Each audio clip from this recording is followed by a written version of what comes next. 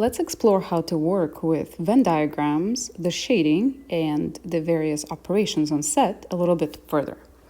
So what we have here are several sketches of 3 sets in the most general position. Before we get to the operations themselves, let's think about how the drawings are actually made and why they're made that way. So remember that for 2 sets, the most general position is to assume some kind of overlap, and then if there is none, if we are told that there is none, then draw it differently. For 3 sets, the most general position is as such. We're assuming that any 2 of them have a common intersection, and we're also assuming that all 3 of them will have the common overlap as well. Again, if we're provided with additional information to say that they're not, we will adjust our drawing that way.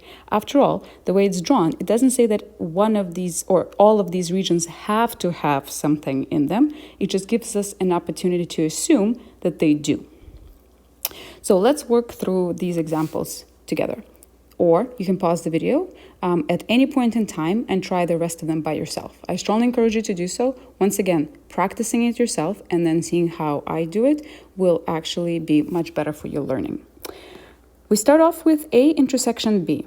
While I do have 3 sets drawn, there's only 2 of them that are mentioned in this operation. So you have to really focus hard on ignoring the fact that the circle for set C is even there at all, because it's not part of the operation that we're going to be shading for. A intersection B is what the set A and the set B have in common, so the overlap, and therefore this region right in the middle in the shape of what some people call a football. There it is. So be careful, once again, with the fact that because the set C is not mentioned here at all, I have to actually completely ignore the fact. The mistake that I see people make with this all the time is to only shade the part that does not belong to C. But it doesn't say specifically here that we cannot include C. This mentions C not at all, so we have to ignore its presence altogether. Next up, we have A union B complement.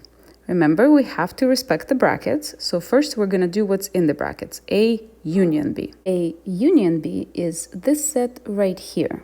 Once we've determined that, we're going to have to take a complement of it. So consider everything that's not inside the set, rather outside, which will of course be everything physically outside now on the diagram of this blob and inside our universe. So there's a couple of ways to go about it. I like to sort of highlight the set that I am working with inside the brackets, and that makes it a little bit easier to visually identify that what the region to the complement that corresponds to the complement of it actually is outside right here. You can use the shading as I have before, or the marker type thing as well, whichever one you find more convenient. Next up is A intersection B intersection C. We could insert the brackets at any point and think of the operation as binary, so 2 things at a time first, or because they are both intersection, we can also apply the definition throughout the actual sets. So the intersection means in common, which means that what we're looking for here is what the sets A, B, and C all have in common together. And it's not hard to realize that it's going to be this little region right in the middle. Alternatively, if we are going to think about them 2 at a time, first we're going to think of A intersection B. So what do A and B have in common? And that's the same region as part A of this question, which is going to be this football here. And then we have to think about what this region has in common with the set C, which of course then is going to be just the internal part of it. So here, my region that corresponds to the whole thing is the middle little circular triangle. Next up, we already have the brackets in for us because the operations are different, so we're going to have to be a little more careful here. A union B, first of all, so I'm going to take my pen, make it a little thicker, and highlight A union B, which is going to be this set right here. And then I have to think about this, what I've highlighted, and all the insides, intersection C. So I can see that this highlighted pink set, everything inside of it, intersecting, so in common with C, is just this portion right here. So I can go ahead and shade that in. There we go. And proceeding in a similar fashion, we're going to do the rest of them. This is probably a good time, if you haven't yet, to pause the video and actually try to fill the rest of it by yourself, and then come back and work through the examples together. Okay, so I'm going to apply similar techniques. A intersection B first. So I'm going to look at A intersection B, what A and B have in common, which is going to be everything inside this region here. So let me highlight the region itself just so that I can focus in on it a little bit more. And I'm highlighting this, realizing that I actually mean everything inside here, and then union C. So together with C, everything in here and everything that is in C. So what I'm going to have all together then is this region here and all of C. There we go. Next up, A union B complement intersection C. A union B complement is what we actually have right up here. So I know that my shading is everything outside here, and I'm going to intersect that with C. So what does this shading have in common with C? Well, it has in common with C this region of C here. So I can take that and shade that in. So it's going to be this little sort of funky looking moon right here. Moving right along, if you draw this out carefully, not A, not B, and C, what do they all have in common? Not A is everything outside of A. Not B is everything outside of B. And then intersection with the C. If you do it carefully one step at a time, you will notice that it's actually this region right here, which of course you notice is the same as in the previous Venn diagram, which suggests that these two are in fact the same sets. Now, whether or not they're actually equal is something that we're going to have to prove rigorously if we are to set out on that path. The Venn diagrams only provide pictorial identification or intuition for that, but it is not a rigorous proof. However, this is really quite believable because notice that the intersection C is the same, so let's pretend we can kind of cancel it out. And what we have left is a rule that is very reminiscent of the De Morgan's law for the logical statements. And that is something we're going to come across later in this section as well. And then the final one, complement of A union complement of B union complement of C. It means that we're looking at every single set, what doesn't belong, and then taking the union of all of those. What doesn't belong to A is everything outside of A. What doesn't belong to B is everything outside of B. What doesn't belong to C is everything outside of C. If we are going to take the union of all of those, think about what that will create. Will I shade everything, or will something be left out? Are there any regions that at some point, at every single point, are not included in any of those? And if you think hard enough, you will notice that we are not going to include this little triangle, but we will include everything else. So my shading is going to look like that. And again, this is kind of reminiscent of some simplifications that we can do with the De Morgan's law, where we can consider the complement as being taken outside with the flipping of the operation and the unnegating of everything, which suggests then that I'm complementing the common intersection, which I've identified in part C. For the next one, we're going to do the exact opposite. I'm going to give you the shading, and we're going to try to identify what operations on sets that actually corresponds to. So first of all, let me go through and shade the parts that I want to focus in on. And then I suggest you take a minute and try to come up with the descriptions of the sets that these shadings actually describe. Okay, pause the video, take a minute, try to think of how we came up with these sets, if there is anything similar or familiar, and then come up with the actual description of the operation. So for example, A union B complement or something along those lines. Okay, pause it, try it for yourself, and then come back, we'll do it together. So what we have here is this shading that somehow involves B and C, but not at all A. So notice that all of A kind of has been specifically not included. So that is something that we can think about immediately. And that means that A complement is involved in the intersection of something else. So I probably have A complement intersection with something. What can that something be?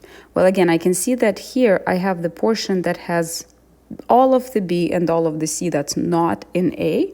So that suggests that I have the union of B and C, intersection not A. Again, this will take practice with actually spotting, but once you have that, you can convince yourself that it's true. Everything inside of B and C, but it doesn't have the parts that belong to A. If we take a look at this region actually should look familiar. It looks like one of these guys, but instead of being in the set C, it's now living inside set B. So we're going to have a similar operation, but instead applied to slightly differently than up here. So I have that I am definitely including something in B. So just like in the one before, I can start with B intersection with whatever we have in common with everything really that's outside A and C, right? A and C are not included at all. Nothing here is included. So what describes that region is going to be A union C complement. Now, what do we have here? Here I can see that the parts that I'm interested in all lie within A and are also common to the B and C. So one way to see it is to say it's going to be B union C intersected with A, right? I can see that this entire region lies within A, but it's also the portion that is common to B and C being all together. On the other hand, I can also see it as A intersection C and A intersection B. So I can see it as a union of these two football-like parts, and I can write it that way too. So alternatively, I can see it as A intersection C taken as a union with A intersection B. And this is likely the easier way to see it rather than the more concise expression. Now, these actually will turn out to be equal, but again, we don't know that yet, so either one of those is going to be fine as the answer for the Venn diagram. In this case, I can actually see how these are connected, right? Because if we can do this with this portion, we can do a little bit more of a complicated version of that on this set. We're going to take A intersection C, so this football, and then unite it with A intersection B, so this football, and then finally unite it with B intersection C, so this football. Remember, sorry, not intersection, union. Remember that when take a union, it doesn't really matter that we have something already. Repetitions get ignored, which means that because, for example, A intersection C and A intersection B, just because this part appears in both of them, when we take the union, it doesn't really matter. It's not, it appears twice, but it does get covered. As long as it gets covered, we are good to go. And there we go. Now that we have a bit more of a visual intuition towards these sets, let's go back to actually trying to work with the elements of them directly. We're going to have that U is the set of natural numbers 1 through 20. A is a set of even numbers, and B is a set of numbers that are divisible by 3. So if you wish, you can actually write out what these sets are. U is the set of integers from 1 to 20. A is the set of all the even numbers, 2, 4, 6, 8, all the way to 20. and B are the numbers divisible by 3. So 3, 6, 9, 12, and all the way up to 18. Okay, so what do we have here? A intersection B. So what we're going to have is the numbers that are even and the numbers that are divisible by 3. You can go through this, or you can try to write out what the sets actually are. So it's a set of numbers between 1 and 20 that are even and divisible by 3. Now remember that our universe is between 1 and 20, so I'm restricted to the numbers between 1 and 20. So in this case, I'm actually only going to have 3 potential candidates that satisfy both of these properties, 6, 12, and 18. In the next part, I have a union B, which means that the numbers have to be even or divisible by 3, which means that I'm going to have a much larger set. I'm going to have all the even numbers, so 2, 4, 6, and so on, and then followed by all the numbers divisible by 3. 3, 6, now 6 I already have actually here, so I can skip it. 9, 12 is also even, so I'm going to have 12 already included in the first part, and so on, all the way up to, I guess, 15, because 18 is once again is already going to be present in the first portion. Now let's look at this one, A union B complement. So it is the exact opposite of the things that I have in here. It's numbers that are not even and numbers that are not divisible by 3. So what do I have left once I've excluded these numbers? Are going to be 1, next up is going to be 5, next up is going to be 7, and so on, all the way up to 19. And now let's take a look at this set. It's not A intersection not B. So numbers that are odd intersections, so what they have in common with the numbers that are not divisible by 3. And so what we're going to have there is numbers that are odd, 1, and not divisible by 3. So I can include 1, but can I include 3? It's odd, but it is divisible by 3. So it's not going to make it into the intersection here because it has to be something in common. So the next odd number is going to be 5. It's not divisible by 3, so I can include that. The next odd number is going to be 7. I can include that, and so on. And you notice that these two sets look very similar. And indeed, they are going to actually be equal to each other, as we will prove shortly. We are given yet another indication that the De Morgan's laws apply for sets as well as for logic. In this problem, we are given a Venn diagram with 3 different sets. A is a set of people with brown hair, B is a set of people with curly hair, and C is a set of people with blue eyes. For example, we can pretend that the people that are forming the universal set here are the set of people in this class. Let's take a look at the Venn diagram. There are 2 regions that are highlighted, and we're actually specifically asked to describe the people to belong that have what properties those people have that belong to these regions. What are the attributes of a person who will live in this red region right here? So what can we say about this person? This person lives in the blue eyes set, right? If somebody is in here, they also are automatically within the blue eyes set. So this person has blue eyes. This person also lives in the set of brown hair. So they will also have brown hair. But this person is very clearly, specifically not in the circle for curly hair. They are very much outside of it, which means that they are indicated as not having curly hair. So for part A, we have this person is going to have blue eyes, brown hair, but not curly hair. For part B, we are asked to describe the attributes of a person who lives in this blue region down here. We can see, of course, that in this blue region, they belong to the curly hair set. But if they live out here, they're very specifically outside of brown hair set, and they're very specifically outside of the blue eyes set, right? Notice that if this person was out here, they would have both curly hair and blue eyes. But if they happen to be in this region, they live outside of both of the other two sets. So this person will have curly hair, not blue eyes, and not brown hair. Be careful about making assumptions about people who don't have blue eyes. If the person doesn't have blue eyes, doesn't mean that they have eyes of any particular color.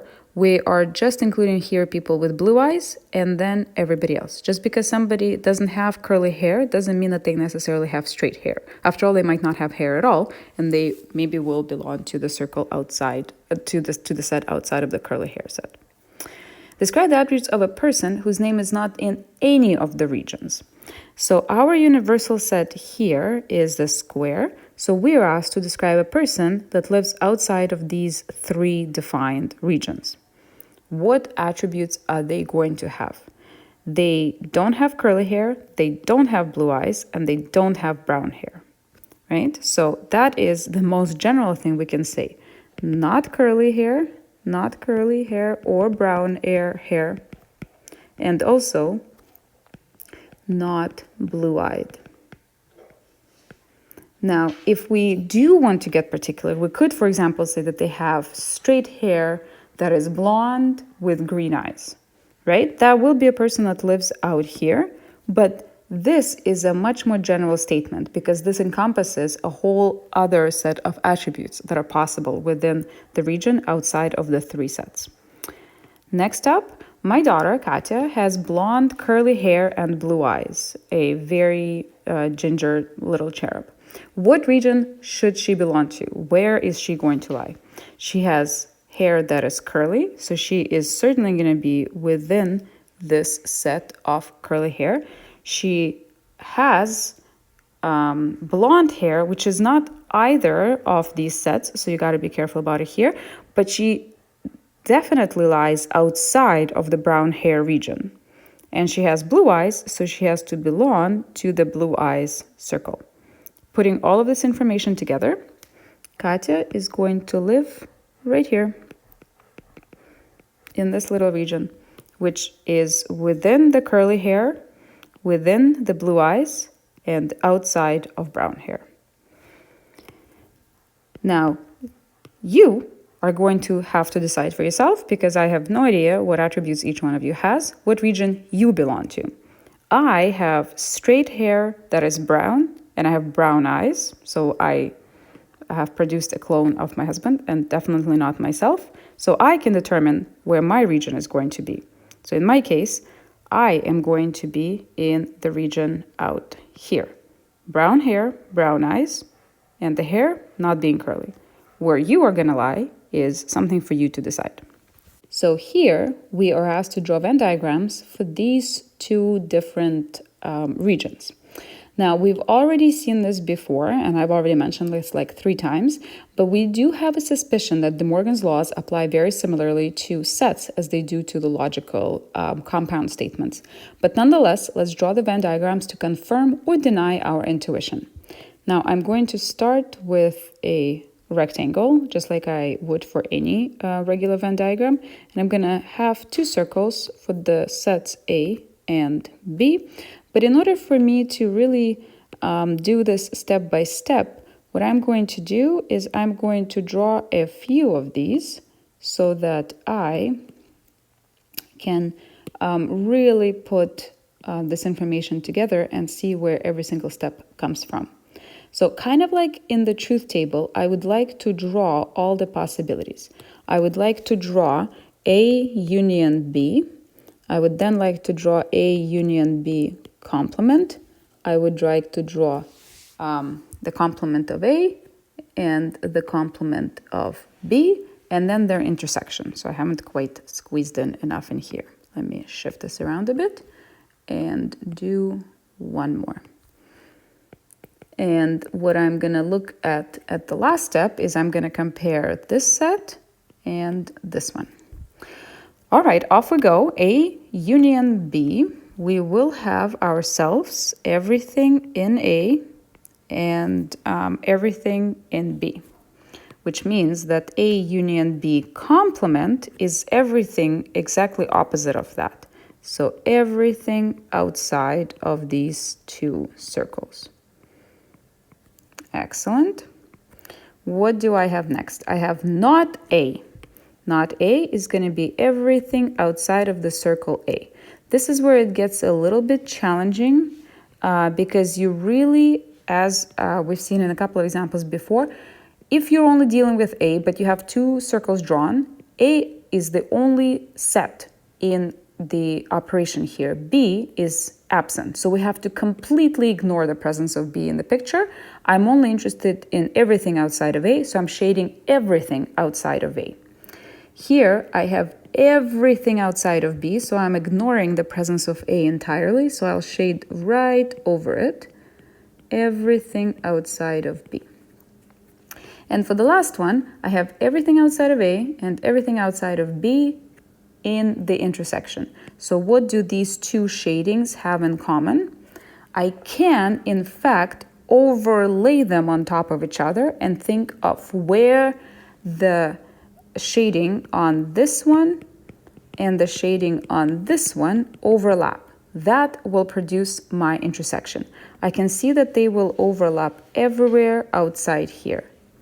And so my overall final shading will be everything outside of the two sets here, which is, of course, the exact same thing as I shaded in the A union B complement. Okay, so just as another way of actually seeing this, I'm going to draw another picture here where I will use the double shading to highlight that fact. So let's say I'm going to draw not A and not B on the same shading right away. Okay, so I'm going to start off with shading not A. So it's going to be everything outside of A. And then I'm going to shade not B. So everything outside of B. I'm going to take a different color, and here I have to really be careful because you really now got to be thinking everything outside of B, but there's already stuff that's being shaded, so I find that this is a little bit more challenging. You have to focus in on B and shade everything that is outside of B. So everything outside my B circle right here. There we go. And now, because I'm interested in the intersection, I want to see where in this picture have I produced double shading. So where are the regions that are shaded both pink and blue? And I can see that it's everything except for what's inside these two balls. Okay, so double shading is preferred by some people. I find that it produces pictures that are a little bit too difficult to focus in on in the middle steps. But if that is the method that you prefer, by all means, this is just as good, and if you are being careful, will produce the results that are just as correct. Let's see the next problem. Here, we're asked to draw Venn diagrams that satisfy specific conditions. So this is our example of before drawing everything in the general position, we are actually going to... Now, let's see this next example here. We're asked to draw Venn diagrams that satisfy all of the listed conditions. So there's going to be 3 different examples here. This is like part A, part B, and part C. So this is the first time where we're specifically asked to not draw things in the general position, but rather draw them given the properties that they have. Now, as you're working through these, sometimes you will have to redraw things because the circles or the blobs that you're drawing for sets A, B, and C are going to maybe not be positioned quite properly the first time you draw them. We are specifically asked to not do it in the general position, so this might take a few tries before you get the picture right. So first of all, we have to have that A is a subset of C, which means that in the Venn diagram, okay, it can be a blob, or I have a tool here that does allow me to draw perfect circles, but blobs are perfectly fine. So I know that A is a subset of C. So that means that if I have a set C here, the set A is going to be a subset of it, which means that it's going to lie within it. I also know that B lies within C. So B is also going to be a circle inside of C. Now the problem though is I'm going to have to decide, now I have some ways that I can place B. Is B going to be out here? Is B going to be intersecting A? Or is B maybe going to lie completely inside of A? Those are all the possibilities that I have. So I'm going to use the last piece of information here to help me decide. And the last piece of information says that A and B have nothing in common. Their intersection is empty, which means my set B is not going to overlap with set A, but yet it has to still fit completely inside of set C. Okay, so this is my only option here. Here I have that C is a subset of A intersection B. So it looks like before I start drawing C, I have to draw A intersection B.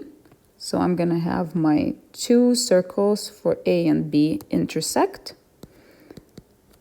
I have produced an intersection, which is this football here, and C has to be a subset of that. So C has to lie in the center here.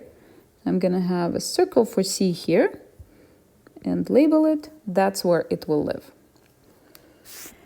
Now, next one, I have that A intersection B is a subset of C. So it's kind of like the exact opposite of this situation. So I can draw A intersection B first. But now A intersection B, so let me label it A and B, and my intersection is this portion right here. And it is this portion right here, the intersection, that has to lie within C. So now I actually have quite a few possibilities of where to position my set C. I can position it around all of A and B. That way the intersection is certainly inside C. I can position it this way, surrounding only B, because again, the intersection is still included in C. Or I can position it this way so that the intersection is still inside of C, but none of the B's. Or I can position it somewhere in the middle, something like this. Some of A, some of B, but all of the intersection. Here is where I do have quite a few different choices.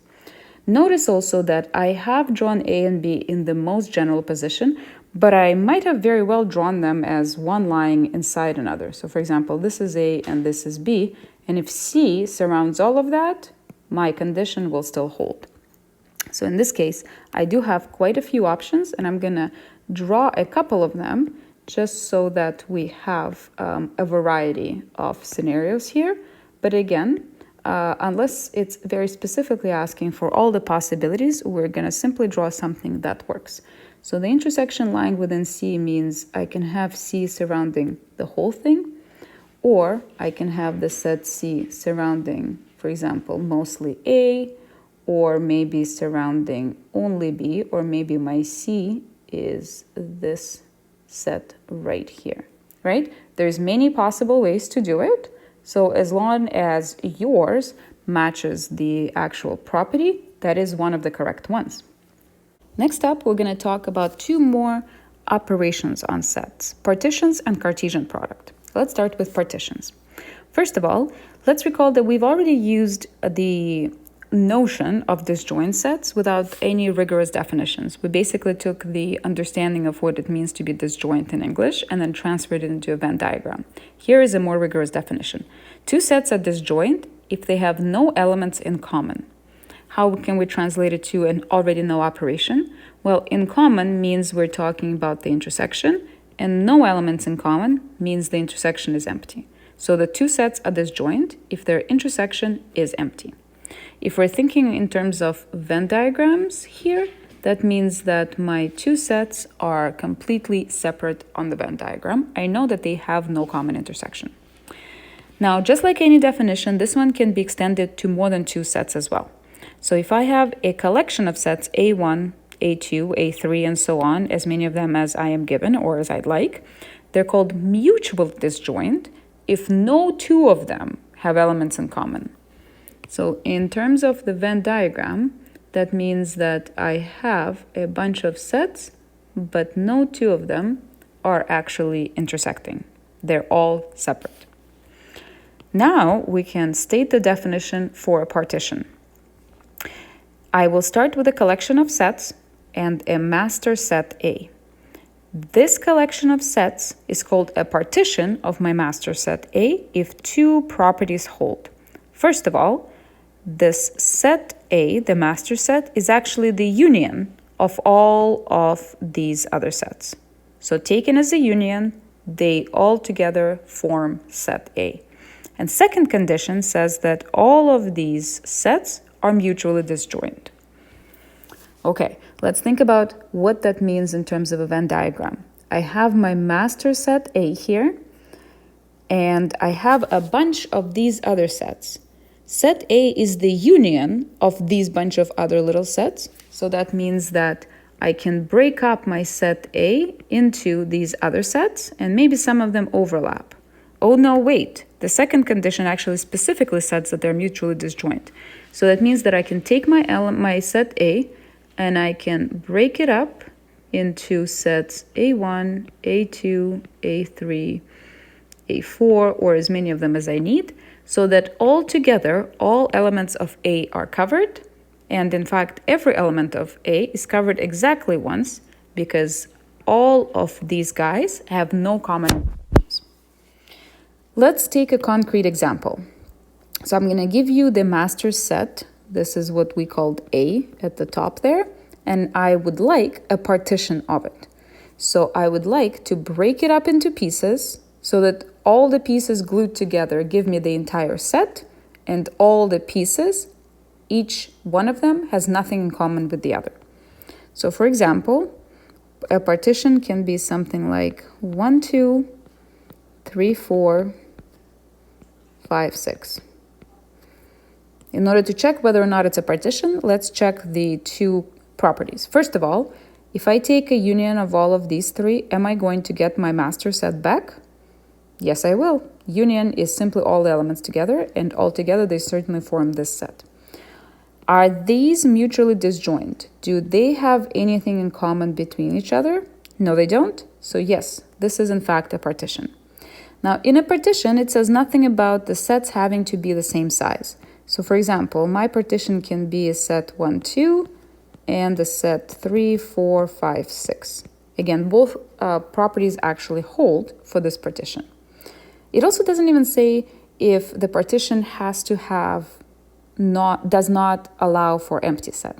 So if I start with an empty set and have the entire set listed as second, this is also going to form a partition. It doesn't say, obviously sets are not ordered, so I didn't have to keep my my elements ordered here. So maybe here, let me do something where I have elements that are different and sets that are different sizes. Again, in order for me to check if it's a partition, I'm going to check, is the union forming all of the elements? Yes, all of the elements seem to be there. Are they disjoint? Yes, they are in fact mutually disjoint. Great. There are, of course, many more other partitions, and you can come up with the ones that you prefer to mine as well.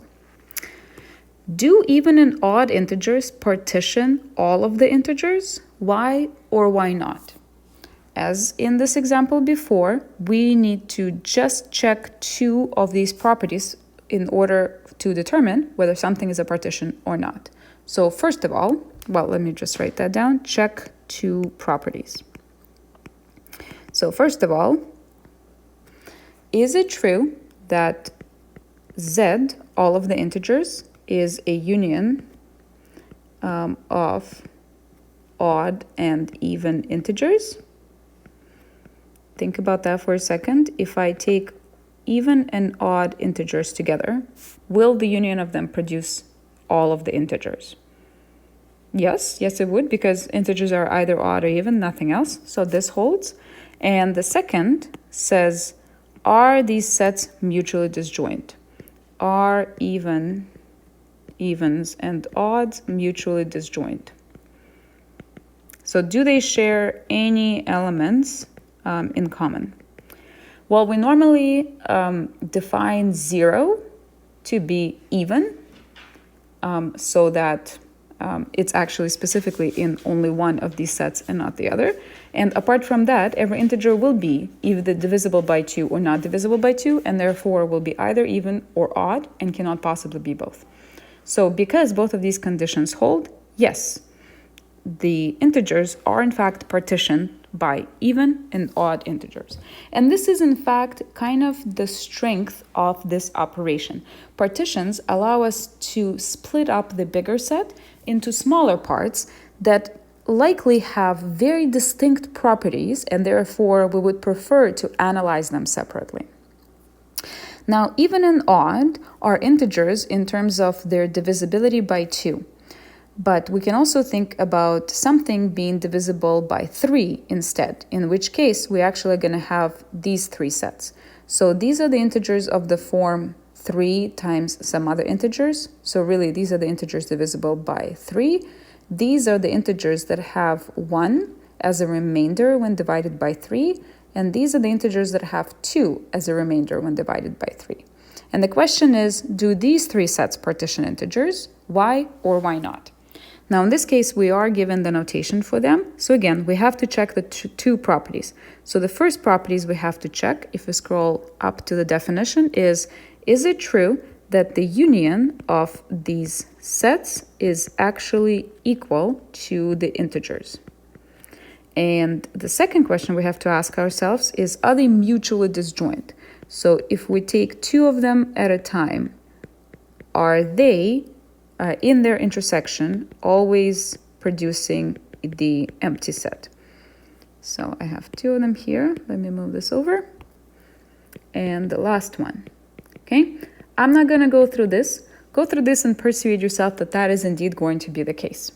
Okay, so we can partition integers in terms of their divisibility by 2. We can also partition integers in terms of their divisibility by 3. As I said, it's easier to analyze sets that are smaller than, for example, all of the integers. So to split it into subsets that have different properties, but at the same time, taken all together, give us our master set, in this case, integers, back. The last operation we're going to define here is a Cartesian product. The Cartesian product is an operation that puts 2 sets together and produces pairs. So given 2 sets, A and B, a Cartesian product is a set of all ordered pairs where the first element comes from set A and the second element comes from set B. So this is how we take 2 sets that are not ordered within themselves and produce something that has an order. So the Cartesian product is denoted by the multiplication sign, the product sign, and this is how we form it.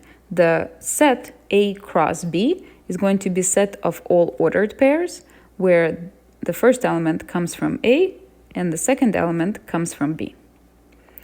We can, as before, extend this operation to more than 2 sets as well. So if we take a product of n sets, we simply form an ordered n-tuple where the first set comes from the first element in the n-tuple comes from the first set.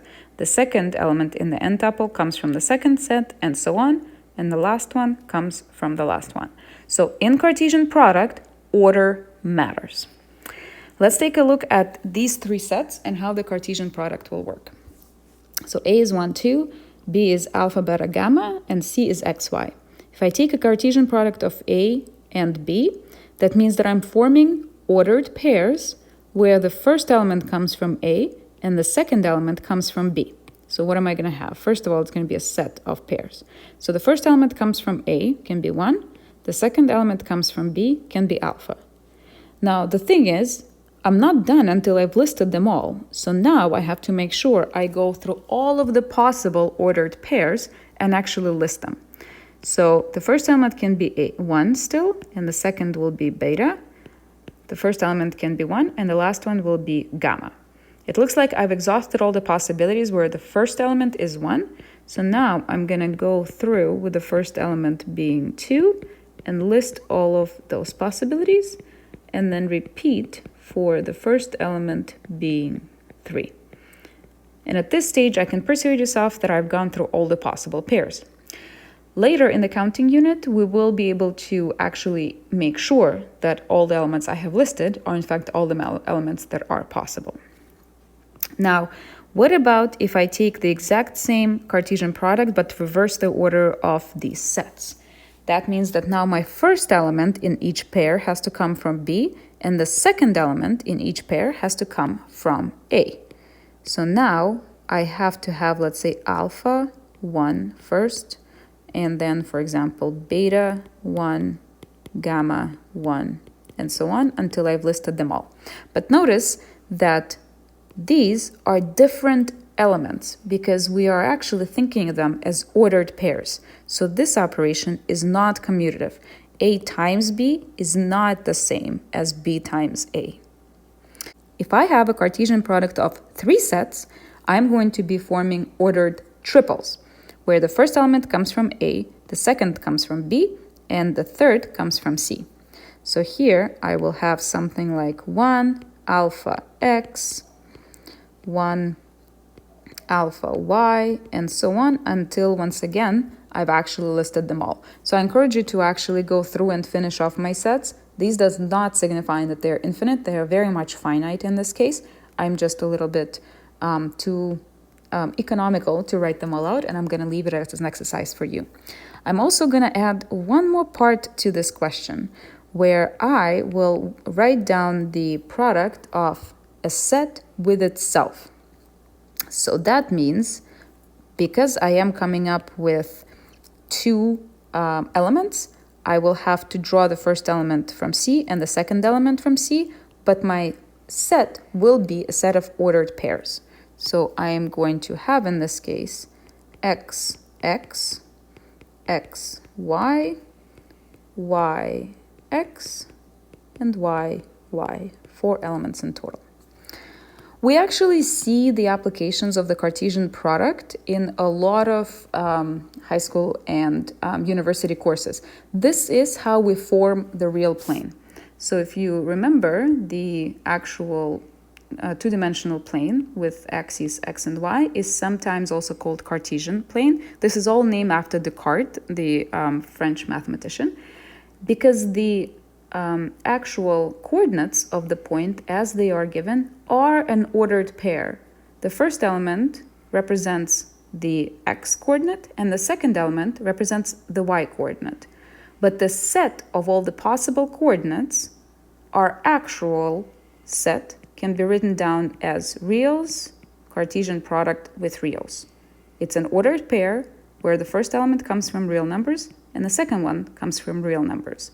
This is a way to impose order on otherwise unordered sets.